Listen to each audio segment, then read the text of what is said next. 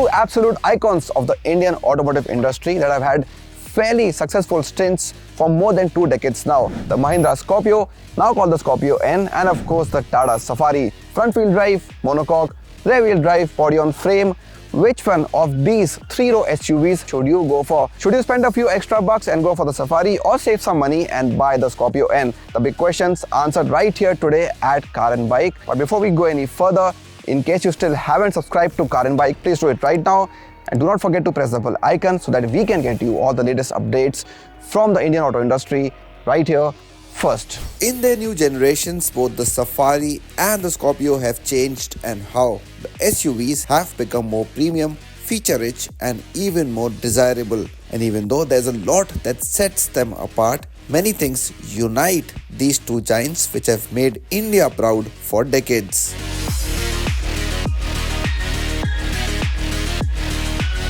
Talking about dimensions, because that is very critical in a segment like this. For buyers, size does matter.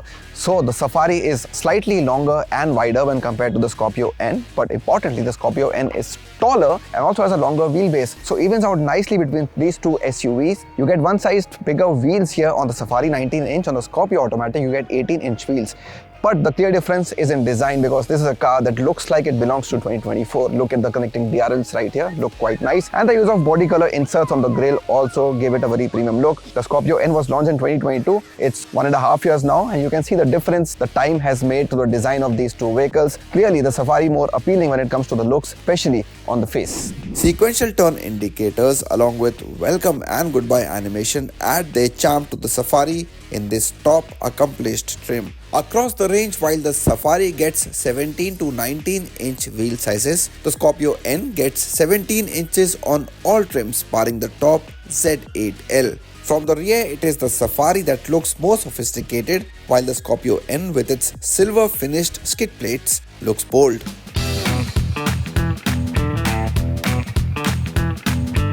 Let's take a look at a very critical factor in both these vehicles, and that is boot space. Starting with the Safari, and this one with the facelift now gets an electric tailgate with a hands-free function. So all you have to do is this, and lo and behold, the tailgate opens for you. If you compare the boot space with the Scorpio-N, with all 3 rows being used, you get slightly lesser space here on the Safari, but you fold these seats. The good thing is that it comes in a 50-50 ratio, so you can fold one or fold both and get a boot space of 420 liters on the Safari. On the Scorpio-N, on the other hand, you get a side-facing door, which has always been the case on this SUV for more than 20 years now. What you get here is a bench seat on the last row, so there's no option of 50-50, as I said. Just fold this seat here and pull it further to have a boot space of around 450 liters. How are both these cars for your entire family? Let's find out.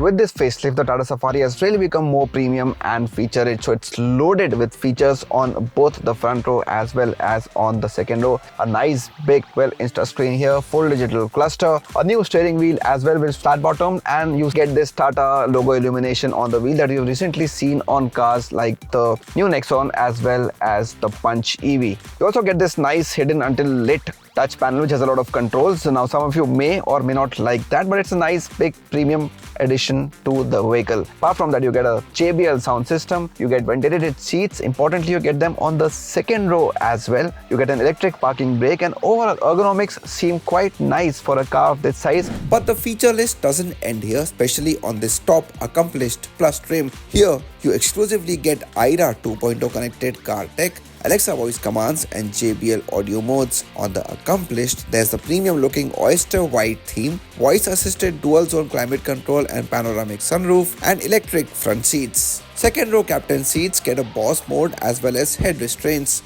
Other notable features are an auto-dimming IRVM, air purifier and a 45-watt C-type charger. On the Scorpio-N, the rich coffee black upholstered seats add a touch of luxury, and here too you have dual-zone climate control. Wireless charging along with wireless CarPlay and wired Android Auto compatibility is on offer, while the Adrenox system with its more than 70 connected car features feels one up on the Tata.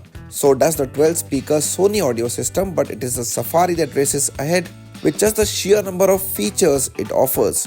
For access to the third row, one-touch tumble-down seats work better on the Scorpio, but the captain seat version is available only without 4x4. On both these SUVs, the third row is not the most ideal place for adults to spend a long time in. Much better for kids, I'm sure. But what you get on the Safari is the fact that you can actually slide forward the second row seats to create more space. That is not possible on the Scorpio. And ergonomically also, the seat on the Safari feels slightly better with its AC controls and cup holders. That's missing here. You sit rather high up on both these cars. So as I said, better for kids on the third row. But equally important are dynamics and which one suits your style more. Let's dive in.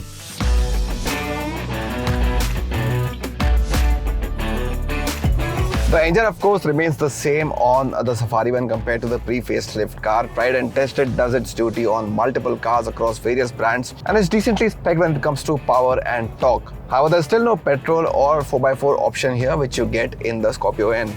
Fuel efficiency is always a critical thing on cars no matter what segment they are in, and that's why the Safari, like a lot of other cars from the brand, also gets various drive modes. So you can choose between city, sport and eco depending on the kind of drivability and the kind of fuel efficiency you want. Of course, driving it in eco will give you a better number when it comes to fuel efficiency. The highlight on the Safari of course is its Land Rover derived architecture and the fact that the SUV is built on a monocoque construction, resulting in a car that handles really well despite its big dimensions. It gives you great stability. Doesn't matter if you're driving on fast roads, on straight roads or turning at high speeds, you get a really confident drive on the car, and it makes sure that all the occupants in the vehicle remain stable and firm at one place. The ride quality also plays its part here and you get a comfortable experience while spending your time in the Safari. The steering wheel is nice and light and it's easy to maneuver this big car even through small chaotic spaces. Plus, to make your drive a little more enjoyable and in your control, you also get paddle shifts here on the Safari, which are sadly missing on the Scorpio-N. You can always shift gears manually on the Scorpio-N by using the gear lever, which doesn't offer the same level of engagement. So what else makes the Scorpio-N different? On the Scorpio-N, you sit a little higher on the driver's seat, which works better for you as a driver. Also gives you a clearer view of the road, especially look at pillars. They're thinner here when compared to the Safari, so the view is slightly nicer from the driver's seat. And although an auto-dimming internal rear view mirror is missing on the Scorpio, what really works for me as a driver are its big side view mirrors, and definitely one better than the Safari. Power on this diesel is only slightly higher when compared to the Safari, but importantly there's a big difference when it comes to the peak torque figure, especially on this automatic. It's even higher.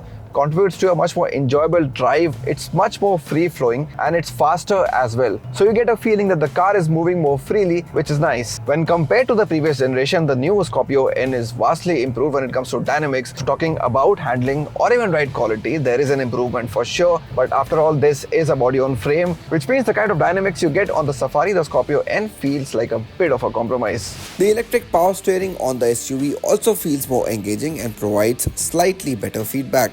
And of course, if you want a proper 4x4 option, it is only the Scorpio-N between these two cars that will give you that. So take it out on the bad roads, take it out where there are no roads, and this car will promise you a lot of action. There are terrain modes as well, namely normal, snow, mud and ruts and sand, but only on the 4x4 variants. 4x4 also misses out on zip, zap and zoom drive modes. Back to the Safari and to that all-important question of how silent your drive is, especially with these diesel engines. What you may still not like on this car when compared to the Scorpio-N are its NVH levels, because you get a slightly more silent cabin inside the Scorpio-N. Here, the sound of the engine creeps in a bit more, especially while accelerating hard. And you may not have a proper 4x4 system here, but you still have various off-road modes. Very conveniently located dial here right next to the gear lever, so you can switch between normal or wet road or the rough road mode to get a little more traction out of your vehicle. So if you're stuck in tricky situations, the Safari may be able to help you and get yourself out of those difficult challenges. Of course, one critical feature that you only get in the Safari is the presence of level 2 ADAS functions on this SUV. They really add a lot of value to the car, make it safer, so it doesn't matter if you're driving out on the highway or in the cities. There are multiple features that make your drive easier, safer, and you get better peace of mind while driving the vehicle. And it doesn't matter if it's global NCAP or even Bharat NCAP now, the Safari is right up there when it comes to safety ratings. So 5-star, and even in 5-star, the highest rated car that is made in India. So you're guaranteed a safe set of wheels when you go in for a car like the Safari. Not that the Scorpio is much far behind, so you're getting two really safe cars today in this battle. But what you get on Safari is one extra airbag, which is knee airbag for the driver. That is really a nice addition to this car. While the Safari comes with a 360 view camera, the Scorpio only gets a front and rear parking camera. Scorpio-N also takes pride in ventilated disc brakes, while TPMS, ESC, hill hold and hill descent control are common to both. The Safari though gets advanced ESP with driver doze off alert, and 6 airbags are offered from the base variant.